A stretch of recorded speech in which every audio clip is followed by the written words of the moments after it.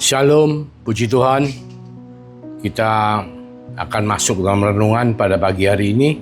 Mari sebelumnya kita satukan hati, kita berdoa. Terima kasih Tuhan untuk berkat-Mu pada hari ini kami boleh bersama-sama mendengar apa yang menjadi isi hati-Mu. Roh Kudus urapi setiap daripada kami supaya kami mengerti kehendak Allah yang baik, yang berkenan bahkan yang sempurna Tuhan.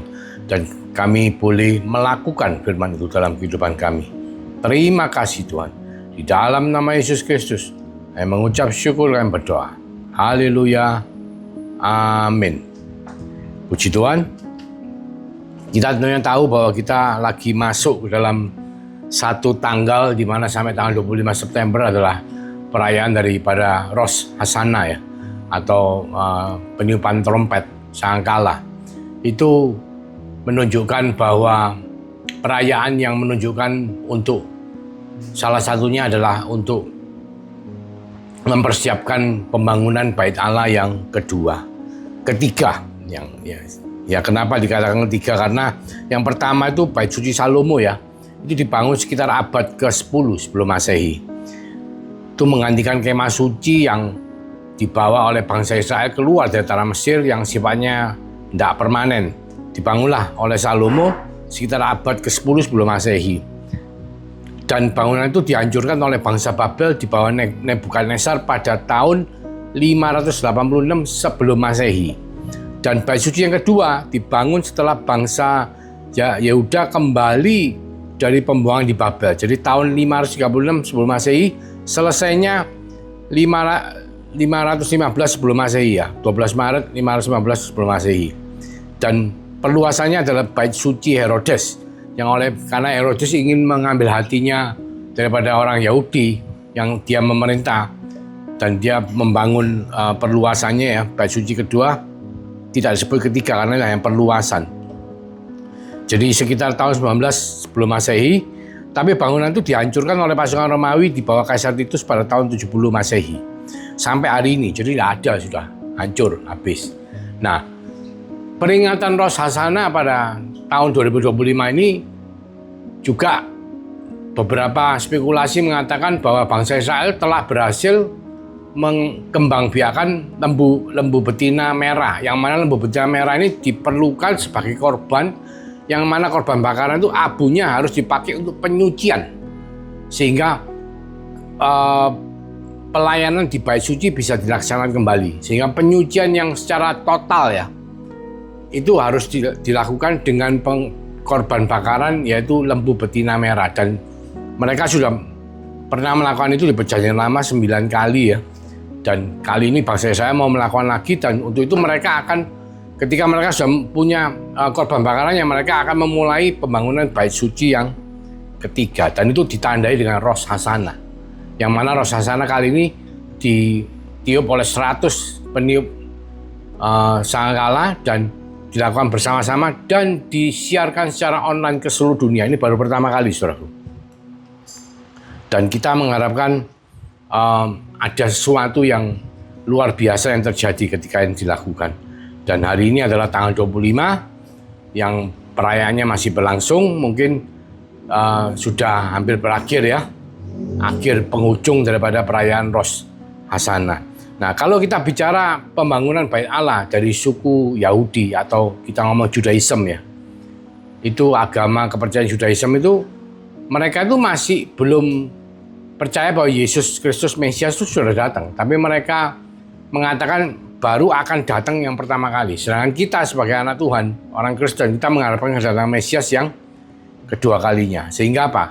Sehingga apa yang kita harapkan tidak sama, cuman samanya adalah ada sesuatu yang akan terjadi. Dan ini merupakan satu alarm ya, warning untuk saudara dan saya, bahwa dengan peniupan Rosh Hashanah kali ini atau perayaan Rosh Hashanah kali ini, itu ada signifikansi yang membuat banyak hal akan terjadi, merupakan tanda-tanda zaman ya, yang sudah dikatakan di Alkitab bahwa banyak hal nanti akan terjadi ke belakang. Banyak sekali hal terjadi. Tetapi yang kita harus ulas dan kita mengerti hari ini adalah, kita ini, kenapa kita tidak terlalu memperdulikan pembangunan Bait Allah yang ketiga? Karena sebetulnya Tuhan sudah membangun Bait Allah itu di dalam setiap daripada kita orang yang percaya. Ya, dan itu ayatnya ada di 1 Korintus 3:16 dan 1 Korintus 6 ayat 19. Di 1 Korintus 3:16 dikatakan, "Tidak tahukah kamu bahwa kamu adalah bait Allah dan bahwa Roh Allah diam dalam kamu?" 1 Korintus 6 ayat 19 mengatakan, "Atau tidak tahukah kamu bahwa bait tubuhmu adalah bait Roh Kudus yang diam di dalam kamu, Roh Kudus yang kamu peroleh dari Allah, dan bahwa kamu bukan milik kamu sendiri, sebab kamu telah dibeli dan harganya telah lunas dibayar. Karena itu muliakanlah Allah dengan tubuhmu." Jadi firman Tuhan mengatakan bahwa kita ini, orang yang beriman kepada Yesus Kristus sebagai Tuhan dan Juru Selamat, itu menjadi rumahnya Roh Allah atau rumahnya Roh Kudus. Jadi Roh Kudus ada di dalam kita. Dan itu adalah materai atau jaminan keselamatan untuk saudara dan saya. Karena apa? Roh Kudus bukan ada di gereja, di bangunan, di tempat, enggak. Tapi sudah ada di dalam kehidupan kita.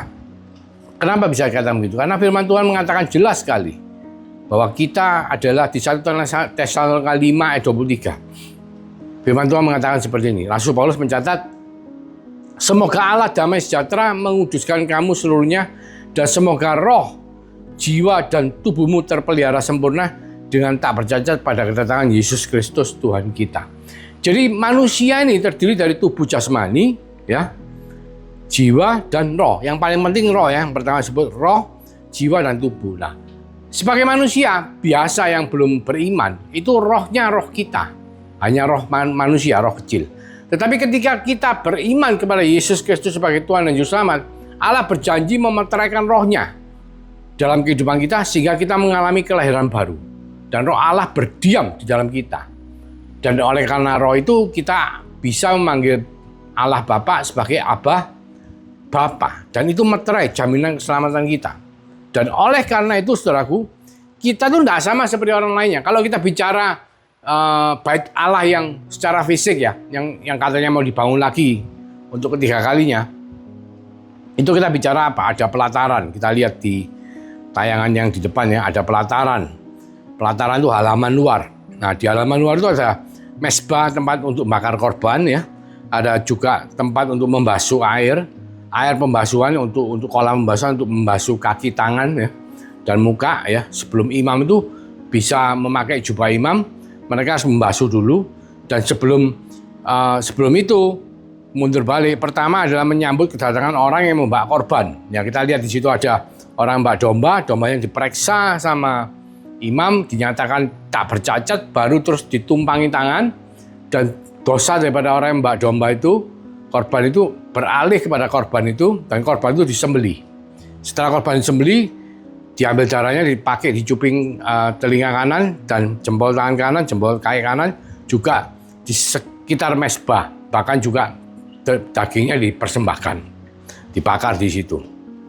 Kalau secara fisik itu seperti itu, saudara.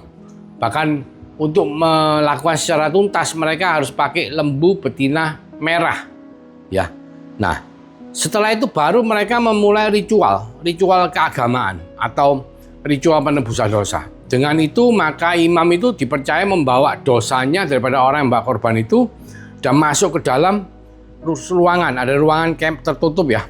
Nah, ruangan tertutup ada dua bagian, saudara bisa lihat di situ. Bagian pertama adalah ruang kudus, bagian kedua adalah ruang maha kudus. Nah, di situ nanti di ruang kudus ada beberapa alat yang nanti saya akan ceritakan secara detail. Juga terus lalu ada tirai yang memisahkan ruang kudus dan ruang maha kudus. Ya, kita mesti tahu bahwa di ruang kudus itu tertutup rapat, ya. Bahkan atapnya itu dari kulit lumba-lumba. Jadi gelap gulita. Nah, di situ ada 3 benda. Di ruang kudus ada 3 benda. Satu adalah 7 kaki dian yang berisi pelita yang selalu menyala. Ya, 7 pelita itu menyala terus. Ini api ini menyala terus untuk menerangi seluruh ruangan kudus, ya. Dan itu adalah gambaran daripada Roh Kudus, ya, yang selalu seperti api menyala menerangi tempat ruang kudus itu. Lalu ada lagi meja roti persembahan. Jadi meja roti persembahan itu dipersembahkan ada 2 tumpuk roti, ya. Roti tak beragi, roti tak beragi itu ada 6 susun 6 2 kali, ya, 66, ya, atau 12 suku Israel atau 66 kitab di dalam kitab suci. Itu gambaran daripada roti yang selalu diganti pada hari Sabat, dan pada waktu diganti roti itu dimakan oleh para imam. Jadi kita harus memakan roti itu. Dan itu melambangkan apa? Roti itu melambangkan firman Tuhan. 66 kitab daripada kitab suci. Kita kalau baca Alkitab kita itu ada 66 kitab ya. 39 perjanjian lama, 27 di perjanjian baru. Nah itu kita makan. Imam itu makan. Setiap hari Sabat orang datang makan. Diganti baru, yang lama dimakan. Ya. Jadi gambarannya adalah ada Roh Kudus berupa 7 kaki dia yang selalu menyala 24 jam. Tidak pernah boleh mati. Selalu ada minyak yang membuat api itu selalu menyala. Selalu ada urapan Roh Kudus dalam kehidupan orang percaya di ruang kudus. Dan juga ada makanan yang harus kita makan. Nah, yang makanan harus kita makan adalah firman Tuhan. 66 kitab itu harus kita makan.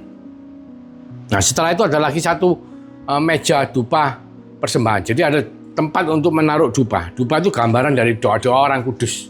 Kita kalau lihat di kitab Wahyu ada dicatat bahwa itu adalah gambaran daripada doa-doa orang kudus yang langsung pada waktu itu. Kalau di perjanjian lama memang meja dupa persembahan itu, dupa itu terletak di ruang kudus. Tapi ketika Yesus Kristus mati di atas kayu salib, menyerahkan nyawanya, tirai bait Allah yang memisahkan ruang kudus, kita lihat itu, dan ruang maha kudus ya, saudara bisa lihat di PPT-nya, itu terbelah jadi dua, dari atas ke bawah. Saudara tahu itu tebalnya 10 cm, saudara.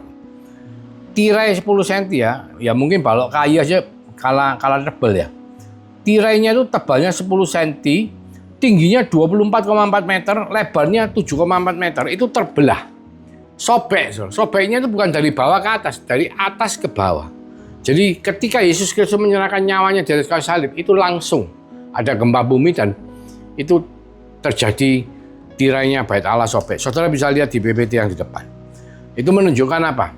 Menunjukkan tidak ada pemisah lagi antara ruang kudus dan ruang maha kudus. Sehingga meja dupa persembahan yang merupakan doa-doa daripada orang kudus itu langsung berpindah ke depan tabut perjanjian Allah. Tabut perjanjian Allah itu ada di dalam ruang maha kudus. Ya saudara kalau lihat tadi di ruang tertutup ada 2 ruangan dipisah oleh tirai ya. Satu ruangan kudus dan ada ruang maha kudus.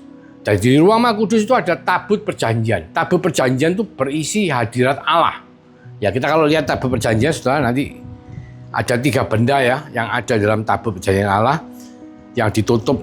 Jadi tabut itu ada usungannya ya. Nah, saudara bisa lihat itu ditutup di dalamnya tabut yang menutup ini namanya tutup pendamaian ya. Tutup pendamaian ini dikelilingi oleh 2 kerup. 2 kerup ini kayak mengayomi ya tutup pendamaian. Kenapa? Nah, karena nanti saudara tahu yang ditutup di bawah itu adalah 3 benda. Satu adalah 2 loh batu yang berisi 10 hukum Allah atau hukum Taurat ya. Dan ada buli-buli berisi mana. Buli-buli berisi mana dan juga ada tongkatnya Harun yang bertunas itu. Nah, kenapa? Karena 3 benda ini melambangkan pemberontakan umat Israel terhadap Tuhan. Pertama, saudara tahu, masih ingat kan ketika bangsa Israel dituntun oleh Tuhan melalui Musa sampai berjalan dari Mesir ke Tanah Kanaan itu bisa muter sampai 40 tahun. Itu mereka setiap hari dikasih makan mana gratis. Dikasih roti gratis. Makanan gratis. Saudara kalau dipelihara oleh Big Boss yang memberi saudara makan selama 40 tahun gratis, mestinya saudara berterima kasih enggak? Ya, tentunya saya pasti mengucapkan terima kasih, ya kan? Ini enggak, bangsa saya malah bersungut-sungut. Wah, kenapa kok enggak ada daging? Wah, kenapa kok enggak ada bawang? Wah, kenapa kok enggak ada makanan? Jadi itu adalah gambaran dari pemberontakan mereka terhadap pemeliharaan Allah. Satu itu. Kedua, tongkat Harun Musa itu tongkat Harun yang bertunas itu menunjukkan apa? Ketika satu saat ada 70 tua-tua yang diangkat oleh Tuhan untuk membantu Musa dan Harun memerintah bangsa Israel. Itu mereka tiba-tiba ngomong, oh bukan hanya kamu yang diurapi oleh Tuhan sama Harun. Aku semua juga, karena mereka semua mendapatkan pengurapan dari Tuhan. Cuma yang ditunjuk sebagai pemimpin, yang langsung bisa berhubungan sama Tuhan adalah Musa dan Harun.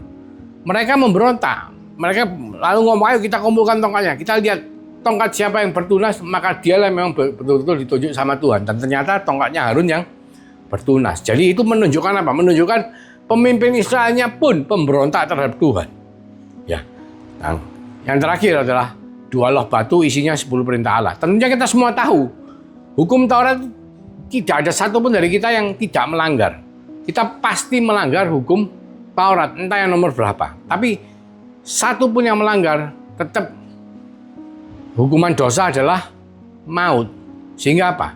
Sehingga itu juga menunjukkan bagaimana manusia itu tidak bisa dengan kemampuannya sendiri itu untuk tidak melanggar hukum Tuhan. Nah, 3 benda ini ditaruh di dalam tabut perjanjian, lalu ditutup oleh tutup tabut pendamaian. Nah, di atas tutup tabut pendamaian ada 2 kerub yang menaungi. Dan kenapa imam ini harus masuk sampai ke ruang Maha Kudus, imam besar, dengan membawa korban darah, supaya darahnya itu disaputkan, ditutup tabut pendamaian, supaya pemberontakan manusia diperdamaikan oleh korban.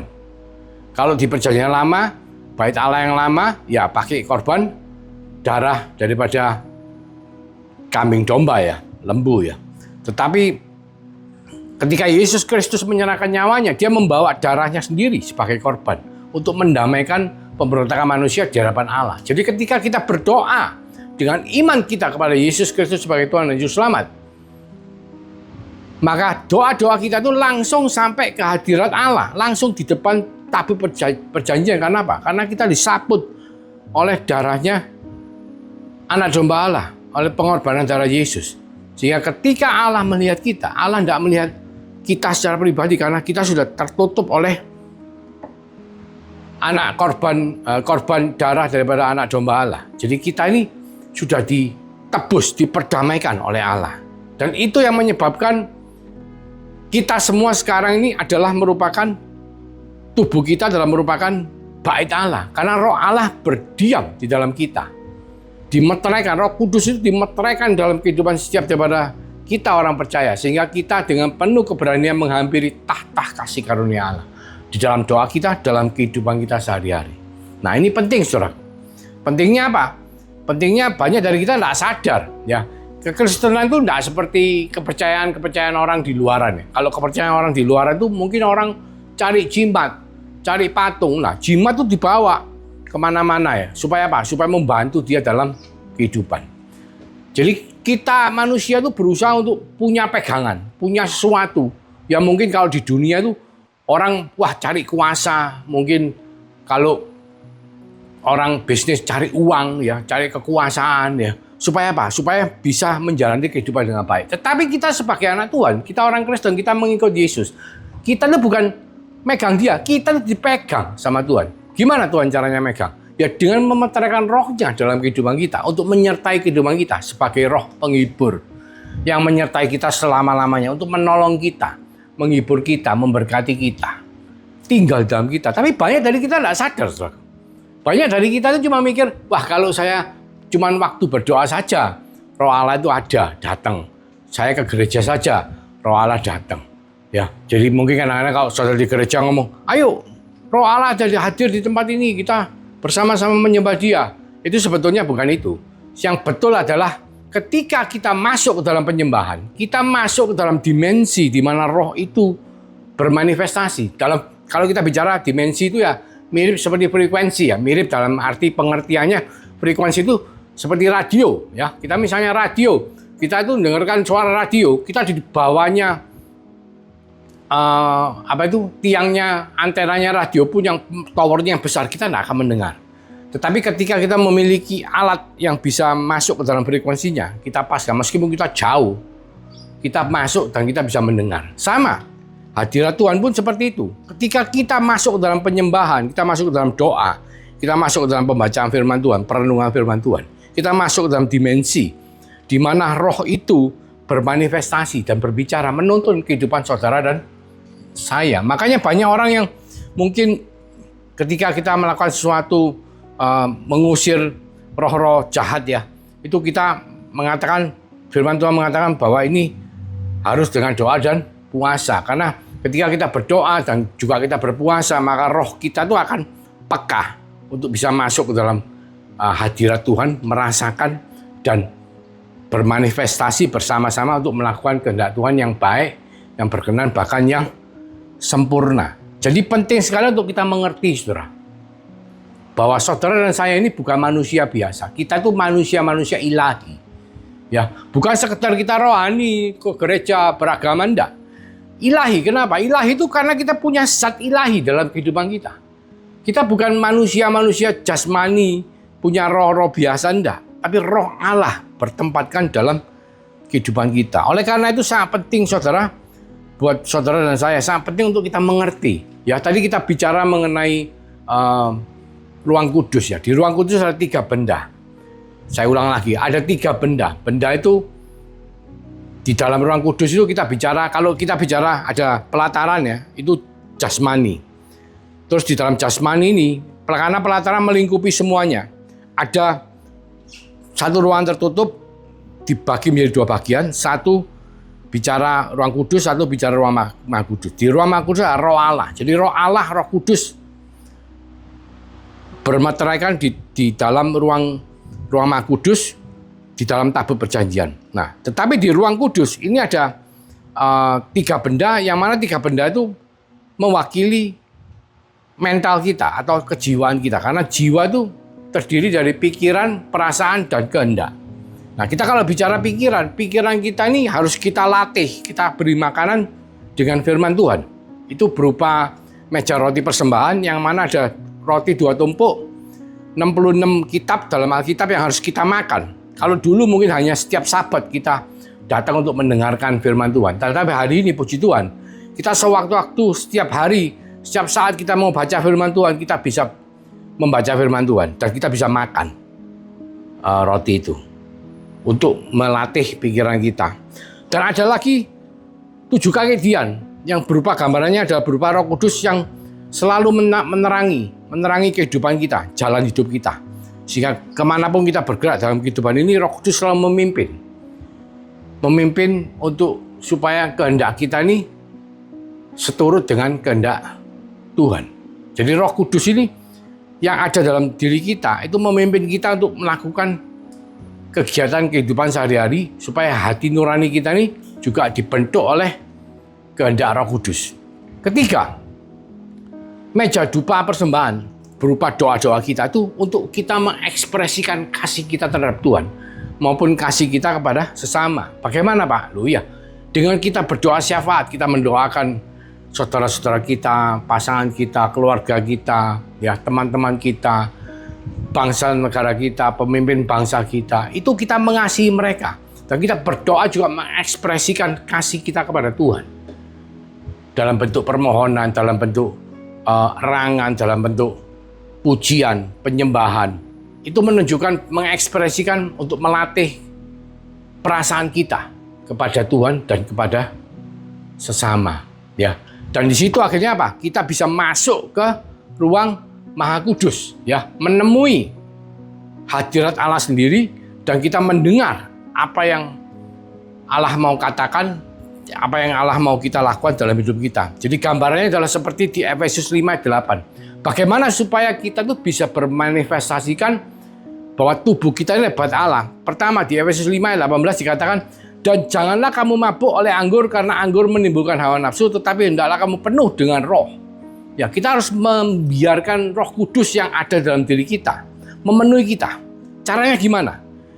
Dan berkata-katalah seorang pada yang lain dalam Mazmur, kidung puji-pujian dan nyanyian rohani. Karena apa? Karena ketika kita di Mazmur 104 dikatakan kita membuka pintu gerbang bait Allah, masuk ke dalam pelataran dengan ucapan syukur. Dan kita masuk ke dalamnya, di pelataran kita memuji-muji Tuhan.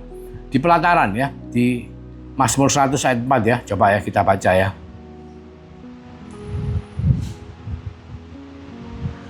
Masuklah melalui pintu gerbangnya dengan nyanyian syukur, ke dalam pelatarannya dengan puji-pujian, bersyukurlah kepadanya dan pujilah namanya. Nah, itu syarat kita itu bisa masuk ke dalam bait Allah. Jadi meskipun ini tubuh kita adalah bait Allah, roh Allah dalam kita, untuk kita bisa masuk ke dimensinya, kita harus punya kehidupan yang penuh dengan ucapan syukur, selalu memuji Tuhan.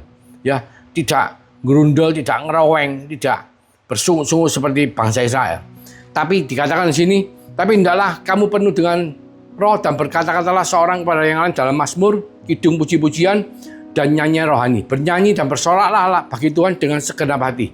Ucaplah syukur senantiasa atas segala sesuatu dalam nama Tuhan kita Yesus Kristus kepada Allah dan Bapa kita. dan rendahkanlah dirimu seorang kepada yang lain dalam takut akan Kristus. Jadi Tuhan minta kita memenuhi diri kita dengan roh. Ya, bukan mabuk anggur, memenuhi roh.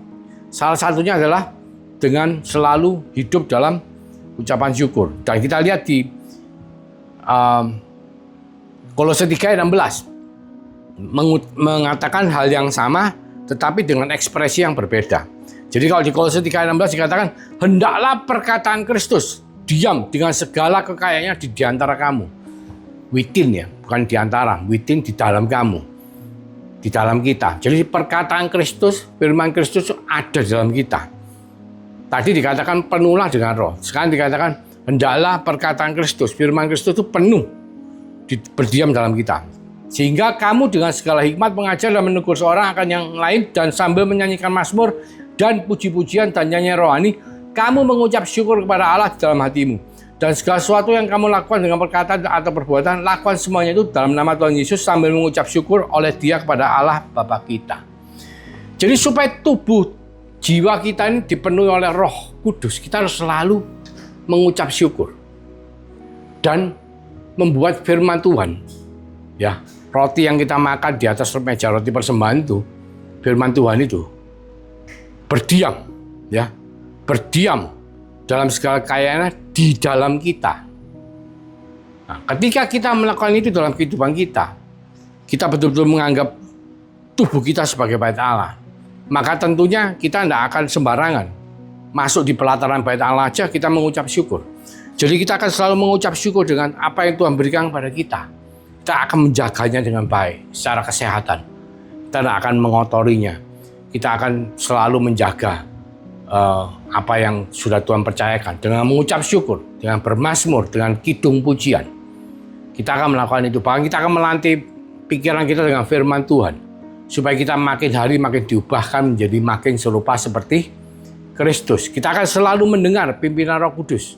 Roh Kudus akan selalu menerangi kehidupan kita. Di ruang Maha Kudus ada 7 kaki Dian yang 24 jam nyala, menerangi ruang kudus supaya semuanya kelihatan. Dan kita akan selalu berdoa syafaat untuk teman-teman saudara, untuk gereja kita, untuk pemimpin kita, untuk bangsa dan negara kita, untuk keluarga kita, juga berdoa kepada Tuhan. Nah, di situ saudaraku, maka Roh Allah akan memenuhi setiap daripada kita untuk kita bisa menjalani kehidupan kita, mengerti kehendak Tuhan yang baik, berkenan, bahkan yang sempurna, dan menyenangkan hati Tuhan. Mari kita berdoa. Terima kasih Tuhan untuk berkat firman-Mu. Terima kasih kami boleh mengerti mengenai bahwa tubuh kami adalah bait Allah, yang mana kami harus pelihara, kami harus jaga.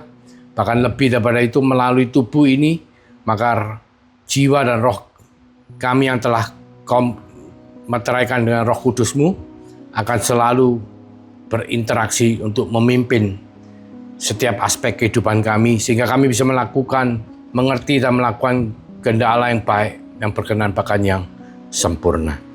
Biarlah berkat daripada Allah Bapa melalui kasih karunia daripada Tuhan Yesus Kristus yang telah memeteraikan Roh-Nya dalam kehidupan setiap daripada orang percaya untuk menyertai, membimbing, memberkati, melindungi. Mulai sekarang sampai Tuhan datang kedua kalinya, bahkan sampai Maranatha. Di dalam nama Tuhan Yesus Kristus kami mengucap syukur. Kami berdoa. Haleluya. Amin. Tuhan Yesus memberkati.